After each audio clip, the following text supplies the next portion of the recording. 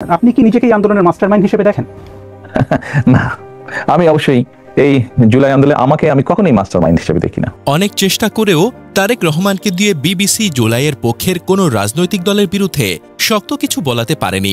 কোনো বিভাজনও তিনি উস্কে দেননি। সবচেয়ে সুন্দর ছিল ওনার নেতাকর্মীদের পুরো 180 ডিগ্রিতে যাইয়া উনি নিজেকে বা বিএনপিকে জুলাইয়ের কোনো স্পেশাল ক্রেডিট দেন নাই, বরং জুলাইয়ের মাস্টারমাইন্ড তিনি বলেছেন বাংলাদেশের জনগণকে, সাথে বলেছেন 2000 শহীদ আর 30,000 আহতর কথাও। 2000 শহীদ বলাটা খুব গুরুত্বপূর্ণ। উনি সরকারি হিসেবের বাইরে গিয়েই কথাটা বলেছেন।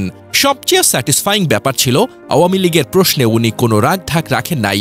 নিজের ভাই হারানো, বাড়ি ঘর ছাড়া করার ঘটনা বললেন এবং তিনি স্পষ্ট করে বলেছেন দল হিসেবে আওয়ামী লীগ আর ব্যক্তি আওয়ামী লীগার সবাইকেই বিচারের মুখোমুখি হইতে হবে।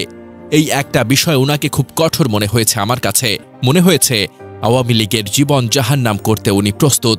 এই একটা কাজ ঠিকমতো করতে পারলেই আমি ওনার প্রতি খুশি থাকব। আসলে শেষের দিকে এসে তারেক রহমানের কথায় যে জাহান্নামের আভাস আমি পেয়েছি, এই একটি জায়গায় এসে তারেকের সমস্ত কোমলতা খসে পড়েছে।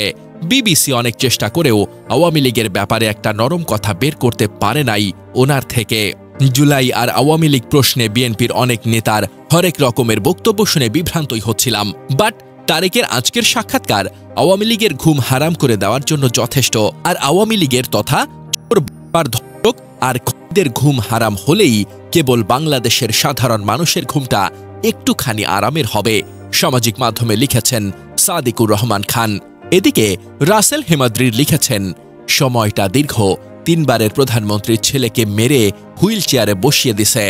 সুশীলরা অনবরত চরিত্র হনন করে কলাম লিখে গেছে, সেন্সরশিপ আরোপ করে বক্তব্য প্রচারে নিষেধাজ্ঞা দিয়েছে। একই সাথে প্রথম সারির গণমাধ্যমে ওনাকে পোর্ট্রে করা হয়েছে ভিলেন হিসেবে।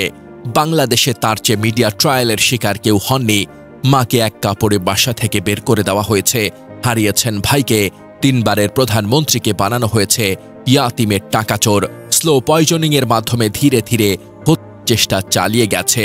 আজ প্রায় 17 থেকে 18 বছর পর সাক্ষাৎকার দিলেন। কারো প্রতি বিদ্বেষ নাই, হুমকি ধামকি নাই, ঘৃণা নাই, ব্যক্তিগত আক্রমণ নাই, নোংরামি নাই।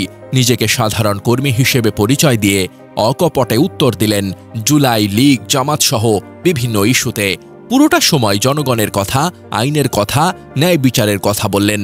নতুন বাংলাদেশ, আগামীর বাংলাদেশ বলতে আমি এটাই বুঝি।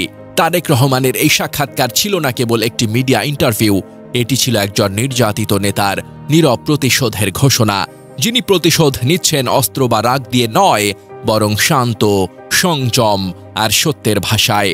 দীর্ঘ 17 বছরের নীরবতা ভেঙে যখন তিনি কথা বললেন, তার প্রতিটি শব্দে ছিল ইতিহাসের ভার, ত্যাগের গন্ধ এবং এক দৃঢ় ভবিষ্যতের স্বপ্ন। তিনি প্রতিশোধ নয়, বিচার চান। তিনি ক্ষমতা নয়, জনগণের মর্যাদা ফেরাতে চান। তিনি ব্যক্তিগত অপমান ভুলে বাংলাদেশের মর্যাদা রক্ষার লড়াইয়ে নেমেছেন। আজকের এই সাক্ষাৎকারে আমরা দেখেছি এক নতুন তারেক রহমানকে, যিনি রাজনীতির পুরনো খোলস ভেঙে উঠেছেন বাংলাদেশের নতুন যুগের প্রতীক হিসেবে। বাংলাদেশের সাধারণ মানুষের ঘুম একদিন আরামদায়ক হবে, যেদিন অন্যায়ের ঘুম চিরতরে হারাম হবে। এটাই তারেক রহমানের আজকের বার্তা, এটাই বাংলাদেশের নতুন অধ্যায়ের সূচনা।